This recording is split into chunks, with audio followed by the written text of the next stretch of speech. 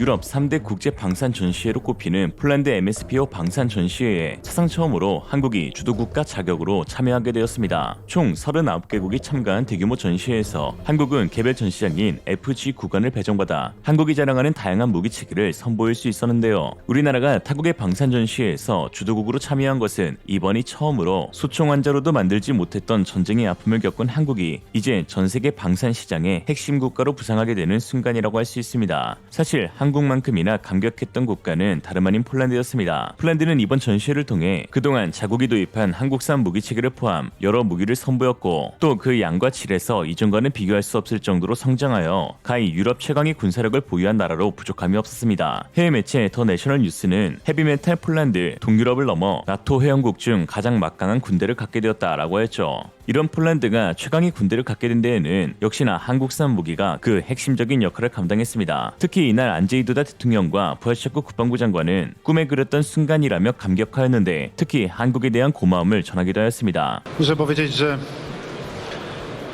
jestem poruszony tym momentem. Prowadzą do kontynuacji podjętych przez nas programów modernizacji polskiej armii, ale tak naprawdę wreszcie zapewnienia bezpieczeństwa Rzeczypospolitej i nam wszystkim jej mieszkańcom, bo w istocie także i naszym sąsiadom i całej wschodniej flance NATO. Proszę Państwa, kiedy w 2015 roku moi rodacy wybrali mnie na urząd prezydenta Rzeczypospolitej, wychodziła z założenia, że obrona Polski od strony wschodniej powinna się zaczynać na Wiśle. To znaczy, że wszystkie istotne jednostki polskiego wojska powinny być przemieszczone na stronę zachodnią Wisły i stamtąd dopiero rozpoczynać obronę Polski. Krótko mówiąc, zakładali, że jeżeli zostaniemy ze wschodu zaatakowani, to wschodnia Polska zostanie zajęta przez napastników. Od samego początku wzbudzało to mój głęboki sprzeciw. Wygrała wybory jesienią 2015 roku. Przystąpiliśmy do zdecydowanej zmiany tej koncepcji. Na szczęście tych dowódców, tych generałów nie ma już dzisiaj w czynnej służbie w polskim wojsku. Dzisiaj każdy skrawek polskiej ziemi liczy się tak samo i każdy skrawek polskiej ziemi jest broniony. Cieszę się ogromnie z tego, że realizujemy te programy. Chętnie za co panu ministrowi Mariuszowi Błaszczakowi ogromnie dziękuję. Z żelazną konsekwencją są podpisywane kolejne umowy. Wcześniejsze na świecie systemy stanowiły o bezpieczeństwie naszych rodaków. Zastanawiałem się, jaki przykład podać Państwu dezinformacji. I pomyślałem sobie, że jaki miał miejsce na Polskę i wciąż trwa z terytorium Białorusi, tego, co się z tym atakiem wiąże, dlaczego on został przeprowadzony i jak jest przedstawiany. Otóż dla mnie nie ulega żadnej wątpliwości, że ten atak poprzedzał atak Rosji na Ukrainę. Są z nami nasi przyjaciele. W moim przekonaniu, głębokim przekonaniu chodziło o to, żeby zdestabilizować Polskę. Polska nie mogła wspierać Ukrainy. A my wspieramy Ukrainę dlatego, że dla nas wolna Ukraina oznacza wolną Polskę.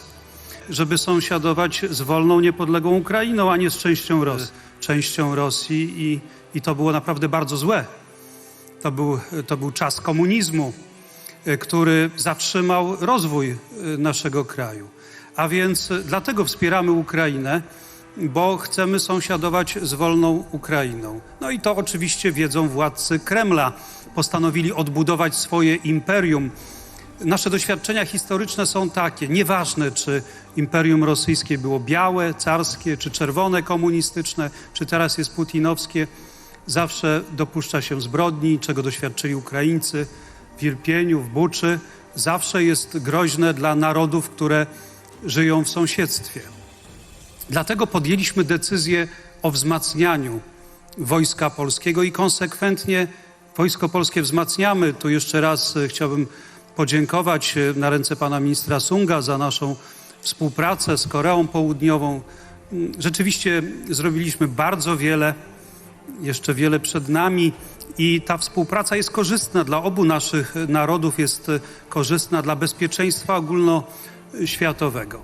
Ale wracając do tego ataku. 폴란드가 이처럼 새로 도입한 무기체계에 감격하면서 또 주도국인 한국에 특별한 감사의 마음을 갖는 이유는 무엇일까요? 굳이 따지고 보면 돈을 주고 구매한 게 고마운 것인데 말이죠. 그러나 지난 8월부터 폴란드 부하체코 국방부 장관을 비롯한 군 인사, 정부 관계자들은 항상 한국과의 협력에 대해 매우 높게 평가하면서 그 고마움을 늘 표현하였습니다. 폴란드의 이러한 한국에 대한 호감의 원인은 군비청 담당자인 플라텍 대령의 발언을 통해 알 수 있었습니다. 그는 이렇게 말했죠. 현재 우리가 가진 방산 역량은 매우 저조하다. 한국과의 협력은 우리 산업을 살릴 수 있는 마지막 기회이자 가장 좋은 방법이다. 돈이 있으면 첨단 무기를 구매할 수는 있겠지만 그러나 첨단 무기를 미래의 자국에서 생산할 수 있도록 산업 기반을 다져주는 교육 및 인프라 구축은 아무 국가나 할 수 있는 작업은 아닙니다. 우리나라가 폴란드에게 제공하는 기술 이전 중 사실 대부분은 산업 인프라 구성이라고 봐도 무방한데요. 많은 한국인들이 우려하는 우리나라 방산 무기의 핵심 기술들은 수출 통제로 인해 기술 이전 자체가 불가능하며 또한 그러한 기술들의 일부는 미국이나 독일과 같은 국가가 원천 기술을 보유하고 있는 것도 있어 전수해주고 싶더라도 이전이 불가한 항목입니다. 다만 우리나라가 가지고 있는 특유의 기술적 역량이 있는데 바로 제조업 기반을 다져주는 기술이죠. 한국의 산업이 그동안 눈부신 성장을 통해서 겪은 노하우와 생산 기술력이야말로 우리나라가 가지고 있는 가장 빛나는 유산이기 때문입니다. 업체 관계자에 따르면 1차 입찰까지만 해도 사실상 한국이 전적으로 의린 입장이었지만 2차 입찰 기조를 닦을 때쯤에 1차 라이센스 현지 생산권에 대한 현지 조사에서 한국 기술진들은 폴란드 현지 설비 플랜트를 보고 당황을 금치 못했다고 합니다. 폴란드 산업 기반은 MES는 말할 것도 없고 SKD 정밀 시설조차 구축해놓지 않아 모든 과정을 한국 장비와 교육에 의존할 수밖에 없었다고 하는데요. 현지에서는 한국 기술진들을 두고 선생님 나우치치엘이라고 부른다고 합니다. 이와 비슷한 일례로 크랩 자주포 개발 당시 굳이 영국제 포신을 달겠다고 하여 한국이 설계를 도와주기도 하였는데 폴란드가 PGZ 수송 차량은 한국 도움을 받아 잘 만들었지만 자주포 차체의 현가 장치는 아예 손도 못 대서 결국은 한국에서 K9 차체를 만들어 수출하게 되었습니다. 현재 폴란드가 크랩 자주포를 보유하고 있고 또 생산까지 하고 있는 와중에 괜히 K9 자주포를 산 것이 아니죠. 폴란드에게 기술 이전을 해도 제성능을 못 내고 수율이 떨어지니 도입 비용과 유지 보수 비용이 더 많이 들고 이에 매번 한국 업체들이 가서 도와줬다고 합니다. 폴란드가 40조 원에 육박하는 무기 도입 사업을 추진하면서 여러 국가들을 후보로 삼고 경쟁시킨 것이 아닌 한국을 지목하여 선택한 것은 사실상 폴란드 산업의 현재 상황이 거의 처음부터 뜯어 고치는 수준이라 중경공 산업이 잘 다져지지 않은 국가들은 애초에 자격조차 주어지지 않은 것이죠. 제조업 강국인 독일 역시 중공업 위주로 완제품을 잘 만들어주는 국가이지 생산 설비 플랜트 라인을 깔아야 하는 정밀공업 분야에서는 한국의 상대가 되지 않습니다. 굳이 꼽자면 전 세계에서 중국 정도로 꼽을 수 있는데 폴란드가 중국에 손을 내밀 리가 없죠. 한국 업체들은 자사가 보유한 POP, 생산, 원가, 품질, 설비 데이터 구축까지 해줄 수 있는 것으로 알려졌습니다. 이는 결국 한국의 이익률도 매우 높게 가져갈 수 있다는 점에서 서로 상부상조했던 것이죠. 최근 디펜스24에서 폴란드 트럭 업체인 옐치사에 방문한 영상이 공개되었는데 그 작업 과정을 보며 매우 충격적이었습니다. 군사용이라 수작업이 많고 작업 과정이 느린 것도 어느 정도 이해할 수 있는 부분이지만 공장 설비 체계가 일반 민수용 차량 공장보다 더 갖춰져 있지 않은 모습을 보였던 것이죠. 트럭 차대 하나 만드는데 혼자 달라붙어서 일일이 돌리고 있었습니다. 디펜스24는 폴란드군의 병참 중추를 이루는 트럭은 옐치에서 제조되는데 얼마 전 옐치 브랜드는 붕괴 직전이었습니다. 그러나 현재 이 공장은 곧 새로운 운영 시대로 진입하기 위해 미래와 역량에 투자하고 있습니다. 라고 하였죠. 옐치사의 트럭은 천무 발사대와 통합되는데 이 과정에서도 한국 하나 에어로스페이스 전문 기술진들이 폴란드에 방문하여 생산과 관련된 기술을 이전해주고 또한 유지보수 체계도 구축해 놓는다고 합니다. 사실 폴란드 산업은 매우 큰 위기에 직면해 있습니다. 폴란드 매체 포르살은 파벨 소로카 교수와의 인터뷰를 통해 다음과 같이 말하였습니다. 1989년 이후 우리나라는 유럽 역사상 가장 극심한 탈산업화를 경험했습니다. 이에 파벨 교수는 탈산업화가 아닌 산업재앙이라고도 말하였습니다. 1989년 이후 현재까지 폴란드의 모든 대형 및 중형 산업 공장의 최소 3분의 1, 즉 직원이 100명 이상인 공장, 폴란드 인민공화국에 건설된 신규 공장과 제2차 세계대전 이전에 건설된 비슷한 규모의 오래된 공장들은 모두 사라졌습니다. 이들의 총 생산 잠재력은 국가의 40%였습니다. 이는 거의 200만 개의 일자리 손실을 의미합니다. 우리는 한국을 기억해야 합니다. 아시아 호랑이 한국은 짧은 시간에 글로벌 시장에 대응할 수 있는 강력한 수출 친화적 산업을 창출했습니다. 초기에 이들은 부유한 국가도 아니었고 폴란드보다 낮은 수준에서 시작했다는 점을 기억해야 합니다. 라고 하였죠. 폴란드의 이러한 산업 붕괴로 인해 최근 폴란드 네티즌들이 한국이 폴란드의 전자제품, 기기제품을 다 팔 때 폴란드는 한국의 우유밖에 팔 게 없다고 넋두리를 하기도 했죠. 폴란드 엘치사가 한 손엔 전압식전기를 들고 한 손에는 토크렌치를 들면서 있을 때 한국 공장에서는 24시간 로봇들이 가동되고 또 숙련된 기계 기계공들이 첨단 장비를 통해서 작업을 진행하고 있습니다. CNN 역시 우크라이나전을 통해 부각된 한국 방산 역량에 대해 집중 보도하면서 다음과 같이 설명했는데요. 창원에 위치한 넓고 현대적인 단지에서 하나의 로봇은 3일마다 한 대씩 K9포를 생산합니다. 로봇과 인간의 조합이 7개 스테이션의 조립 라인에서 결합되어 최종적으로 47m의 철강, 기계 및 전자제품이 만들어지게 됩니다. 2층이 넘는 높이의 로봇 한 대가 포탑을 용접하고 여기서 뿜어져 나오는 빛이 동굴 같은 조립 건물을 밝게 비춰줍니다. 한화 관계자에 따르면 또 다른 로봇은 녹색으로 칠해진 강철에 구멍을 뚫어 사람 머리카락보다 얇은 100분의 1mm의 정확도로 작업을 진행하면서 자동으로 비트를 전환합니다. 로봇이 이 과정을 완성하면 이제 한화의 기술진들이 나설 차례입니다. 선을 따라 이동하는 각 선체에는 11개의 작업 공간이 있습니다. 또한 K9 자주포가 시험되고 있는 곳에서 불과 몇 마일 떨어진 곳의 현대로템 공장은